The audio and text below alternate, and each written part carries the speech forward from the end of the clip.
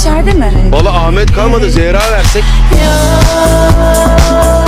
Bunu sana demiştim.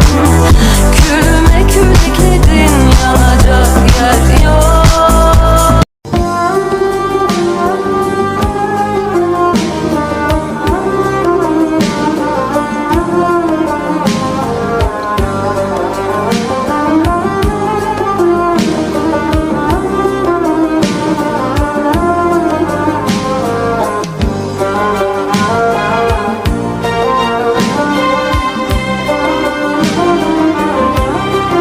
Benim canımın içisi Zehra'm da acılı şalgamı çok severdi.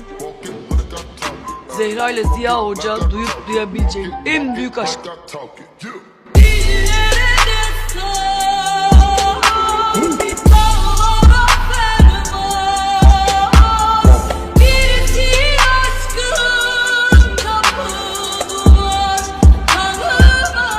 Size şimdi bir soru soracağım. Kafanızı çarpıp hafızanızdan tek film veya dizi silebilseydiniz ve tekrar ilk baştan izliyormuş gibi deneyimleyebilseydiniz bu hangi film veya dizi olur? Gözlerinmiş en büyük yalancı.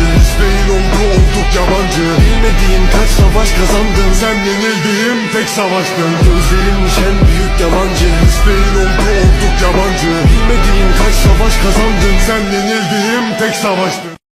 Lənkəranda isə çayxanadan başlanan mübahisə sonunda bıçaqlanma ilə nəticələnib. Məlumata görə 42 yaşlı Eldəniz Hüseynovla 36 yaşlı Samiq Bayramov çayxanadan çıxaraq əlbəyəx olublar. Bundan sonra Eldəniz evə gedərək özü ilə bıçaq götürüb və Samiqi iki kənd ərazisində yerləşən stadionun yaxınlığına çağırıb. Bu zaman özü ilə gətirdiyi bıçaqla Samiqə xəsarət yetirib. Yaralı rayon mərkəz xəstəxanasına yerləşdirilib. Əməliyyat törətməkdə şübhəli bilinən Eldəniz Hüseynov saxlanılıb. Faktla bağlı araşdırma aparılır. Bir nəfər şəxs Lənkəran rayon mərkəzi xəstəxanasının təcili yardım şöbəsinə hospitalizasiya olunub. Ona döş qəfəsinin budun açıq yarası diaqnozları təyin olunub. Yaralı vəziyyətinə uyğun olaraq dərhal əməliyyat blokuna alınıb, vəziyyəti stabil qiymətləndirilir.